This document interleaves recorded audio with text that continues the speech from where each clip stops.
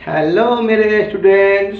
हाय, कैसे हैं आप लोग? खूब मस्ती कर रहे हैं। मस्ती करने का मतलब मेरा ये है कि आप लोग पढ़ रहे हैं, ऑनलाइन क्लास को एंजॉय कर रहे हैं। तो आइए आज बार फिर से एक बार आपके साथ हूँ। पिछले चैप्टर में आंकड़ों के प्रबंधन, डाटा हैंडलिंग के साथ हमने डाटा पढ़ा था कि जो सूचनाएं प्राप्त होती हैं उसे हम डाटा कहते हैं। हमने ये भी पढ़ा था कि हम सूचनाओं का संग्रह करते हैं तो क्यों करते हैं, हमारा मकसद क्या होना चाहिए, हमारा मकसद होना चाहिए, कोई मकसद से हम इकट्ठा करते हैं। आज हम जो पढ़ेंगे आंकड़ों का संगठन के बारे में पढ़ेंगे, ऑर्गेनाइजेशन। आप जानते हैं ना, कोई चीज़ सफल तभी ऑर्गेनाइजेशन हर जगह है। आज हम लोग आपको पढ़ा रहे हैं तो हम लोग शिक्षकों ने भी, सरकारी स्कूल के शिक्षकों ने भी एक तरह से ऑर्गेनाइजेशन बनाया, संगठन बनाया। हम लोगों ने कई शिक्षकों को मिलकर हम लोगों ने क्या किया, हम लोग शुरुआत में जो 5 शिक्षक थे, हम लोगों ने प्रयास शुरुआत किया। चाहे वो शिव कुमार सर थे, हरिदास सर थे, कमलेश सर थे, प्रेम शंकर सर थे या मैं हूँ। हम लोगों ने पहले एक शुरुआत की और आज देखिए हमारा एक संगठन बन गया है। हमारे साथ सारे कैमूर के शिक्षक जुड़ गए हैं आपको पढ़ाने के लिए। तो आज हम आंकड़ों का संगठन पढ़ रहे हैं। देखिए, मान लीजिए कि ऑनलाइन एग्जाम हमने लिया, अभी लेने वाला हूं मैं। ऑनलाइन एग्जाम मैं लेता हूं और हमें विद्यार्थियों के प्राप्तांक कुछ इस प्रकार से प्राप्त हुए। 23, 35, 48, 30, 25, 46, 13, 27, 32, 38। मुझे ये परेशानी हो रही है कि मैं अपने छात्रों के प्रदर्शन को 50 में ये अपने छात्रों के प्रदर्शन को किस प्रकार से देखूं। मुझे ऐसे देखने में परेशानी हो रही है। ऐसे सिर्फ मैं लिख दे रहा हूं तो मुझे यह समझ में नहीं आ रहा है कि कौन से विद्यार्थी कैसा प्रदर्शन कर रहे हैं, क्या कर रहे हैं। ठीक है, चलिए आपको हम कुछ दिखाते हैं। यहाँ देखिए, यहाँ आप देख सकते हैं, दिख रहा है। अगर उसी आंकड़ा को हम ऐसे सजा दें कि मान लीजिए आशीष को 23 नंबर मिले, जो वहाँ पर दिखाया जा रहा है। अरशद को 35 नंबर मिले, अमरेंद्र को 48 नंबर मिले हैं, दीपू को 30, दीप्ति को 25, सुहाना को 46, जयराज 13। नाम जयराज है लेकिन इनका काम बहुत ही कम नंबर है। कोकिल का 27, मनीषा का 32 और धीरज, जी मैं भी शामिल हूँ यहाँ, मान लीजिए किसी स्टूडेंट के नाम के रूप में 38। तो इस प्रकार से ये अगर डाटा हम दिखा देते हैं फिर भी ये स्पष्ट नहीं हो पाता कि किसमें ये सही से संगठित नहीं है। यानी सही संगठित का मतलब ये है कि ये समझ में नहीं आ पा रहा है कि किसमें इसमें कौन अधिक लाया, कौन कम लाया। थोड़ा बहुत परेशानी हो रहा है। चलिए इसको हम कुछ और अच्छे से संगठित करते हैं, कलेक्शन करते हैं इसका। चलिए हमने इसको ऐसे कलेक्शन किया कि अमरेंद्र ने कितना लाया, 48 50 में, सुहाना 46, धीरज टॉप 3 में है 38, अरशद 35, 32, ऐसे ही दीपू 23, कोकिल 27, दीप्ति 25, 23 और जयराज 13। इस प्रकार जैसे ही हम इसको ऐसे सजाते हैं हमें ये आसानी हो जाती है कि किस विषय में किसका सबसे अधिक आया है। देख सकते हैं आप, किसका सबसे अधिक है, अमरेंद्र का सबसे अधिक है, और सबसे कम किसका है, जयराज का। और तीसरे नंबर पे कौन है, धीरज है। 5वें नंबर पे कौन है, तो हमें ये रोल नंबर भी पता चल जा रहा है, मनीषा 32 नंबर के साथ 5वें नंबर पे। इस प्रकार हमें ये आसान हो जाता है, हमें व्याख्या करनी, इन नंबरों को व्याख्या करना, एक्सप्लेन करना, और उससे जो सूचना हमको चाहिए वो आसानी से मिल जाती है। अब ऐसे लिख रहे हैं तो हमें कोई सूचना स्पष्ट नहीं मिल पा रही है, इस तरह से भी लिख रहे हैं तो स्पष्ट नहीं, लेकिन जैसे हम इसको ऐसे अरेंज करते हैं हमें ये सूचना आराम से मिल जा रहा है हर चीज़ का। तो इसी को हम कहते हैं आंकड़ों का संगठन। अब देखिए हमारा अगला टॉपिक जो है वह है प्रतिनिधि मान। प्रतिनिधि मान क्या है, चलिए देखते हैं इसको। चलिए हमारा अगला टॉपिक जो है वो प्रतिनिधि मान है, रिप्रेजेंटेटिव वैल्यू। ठीक है, रिप्रेजेंटेटिव वैल्यू में क्या होता है, इसको जानने से पहले हम सबसे पहले औसत, आप लोगों ने औसत का नाम सुना है, अच्छा एवरेज का नाम सुना है, यहाँ एवरेज का नाम। आजकल हमारी दुनिया जो इतनी ज़्यादा हो गई है कि हम लोग ज़्यादा हिंदी से अधिक इंग्लिश के वर्ड जानते हैं।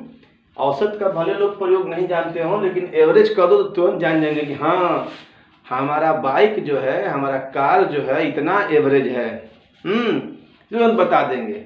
और भी कहीं एवरेज करते हैं कि अरे हम इतना एवरेज है, लगभग मॉर्निंग वॉक करते हैं एवरेज लगभग इतना पद पर कदम चल जाते हैं और भी। तो एवरेज है जो औसत है, औसत को ही एवरेज करते हैं। एवरेज का मतलब होता है कि हम जो अगर एवरेज हम कुछ बता देते हैं तो उसका मतलब उससे थोड़ा कम या अधिक। जैसे फॉर एग्जांपल देखिए, मौसम, हमारे विद्यालय में एक लड़की का नाम है मौसम औसतन 5 घंटे पढ़ती है। औसतन 5 घंटे पढ़ती है, इसका मतलब कि वह प्रतिदिन लगभग या तो 5 घंटा से कुछ कम पढ़ती है या 5 घंटा से कुछ अधिक पढ़ती है, इसीलिए इसको औसतन 5 कहा गया। पूरे एक्यूरेट नहीं है कि हाँ 5, कभी 5 घंटा भी पढ़ती है, कभी 4.5 घंटा भी पढ़ती है, कभी 5.5 घंटा पढ़ लेती है, ऐसे। मेरे पिताजी औसतन 3 मोबाइल देखते हैं, मोबाइल पे व्यस्त रहते हैं। 3 घंटे मोबाइल पे व्यस्त रहने का मतलब ये है प्रतिदिन हो सकता है पिताजी कभी 2 घंटा भी रहते हो, कभी 2.5 घंटा रहते हो, कभी 2.25 घंटा, कभी 3.5 घंटा भी रहते हो।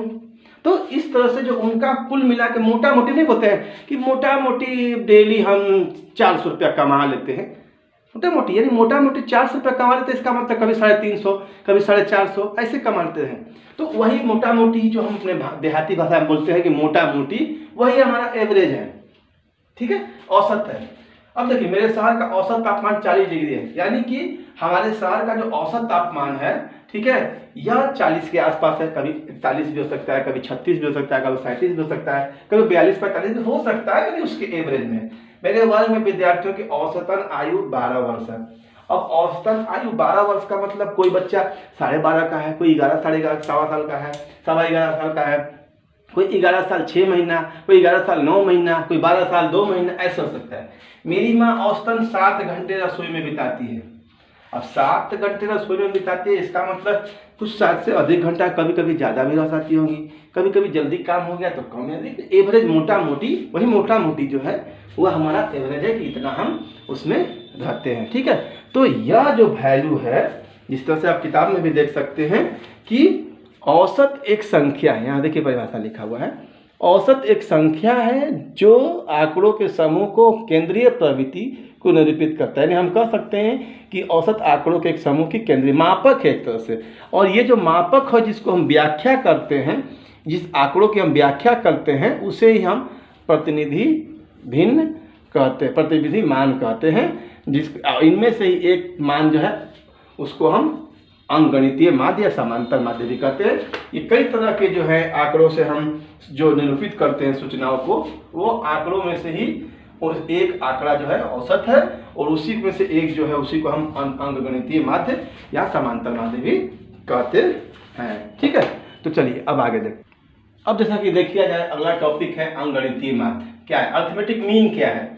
आंकड़ों के एक समूह के लिए, वही आंकड़ा का एक समूह है, उसके लिए अधिकांश प्रयोग किए जाने वाला प्रतिनिधि मान। इससे पहले मैंने जो बताया प्रतिनिधि मान, जो आंकड़ा जो मिलता है सूचना का, उसका वित्तीय संग्रह जो है वो प्रतिनिधि मान जो है, यानी कोई हम आंकड़ा लेते हैं, उसको एक समूह में इकट्ठा करते हैं और उसके लिए बार बार प्रयोग किए जाने वाला प्रतिनिधि मान होता है, वही अंकगणितीय माध्य या समांतर माध्य है, ठीक है।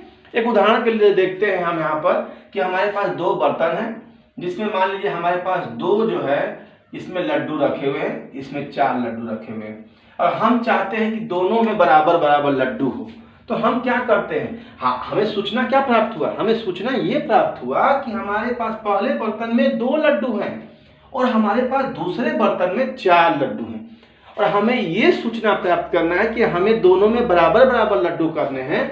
तो हम उसका क्या करते हैं, जिस प्रतिनिधि मान का उपयोग कर रहे हैं, हम अंकगणितीय माध्य या औसत का प्रयोग कर रहे हैं कि लड्डू की कुल संख्या को हम जोड़ लेते हैं कि कुल लड्डू कितने हैं और कितने बर्तन की संख्या है। यानी 2 बर्तन है, 1 2, उसमें हम लड्डू है 2 + 6, सॉरी यहाँ 6 लड्डू है, तो हम अगर यहाँ 6 लड्डू और 2 लड्डू को जोड़कर 2 से भाग करते हैं तो 4 मिलता है, यानी कि 2 बर्तन में 4 4। हम घर पे भी ऐसे यूज करते हैं, शादी ब्याह में भी यूज करते हैं कि अगर हमारे पास कुछ खिलाने के लिए, मान लीजिए सपोज कीजिए हमारे पास 100 लड्डू हैं एक बर्तन में, किसी के पास 100 लड्डू है, किसी के पास 150 लड्डू। हम कहते हैं कि अरे यार हमारे पास तो मेहमान जो है वो आने वाले हैं, 50 आने वाले हैं, कितना कितना बराबर में खिलाएंगे। हम दोनों को जोड़कर, चूंकि 2 है, भाग कर देते हैं, क्योंकि 50 मेहमान आने वाले हैं तो 50 से भाग कर लेते हैं, या 2 से भाग कर देते हैं तो देखते हैं कि 250 बटा में 2, इस तरह से जो जितना आता है हम उसे उतना प्राप्त करते हैं, यानी कि लड्डुओं को हम बांट सकते हैं, ठीक है।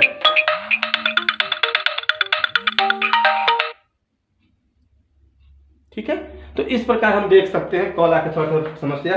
तो इस प्रकार हम अंकगणितीय माध्य को निकाल सकते हैं और अंकगणित का हम सूत्र लिख सकते हैं। अगर हम लिखना चाहें कि माध्य बराबर सभी प्रेक्षणों का योग, जो भी हमको सूचना मिल रहा है उन सभी प्रेक्षणों का योग बटा में प्रेक्षणों की संख्या। ठीक है, इस तरह से हम मिलते हैं विद्यार्थियों।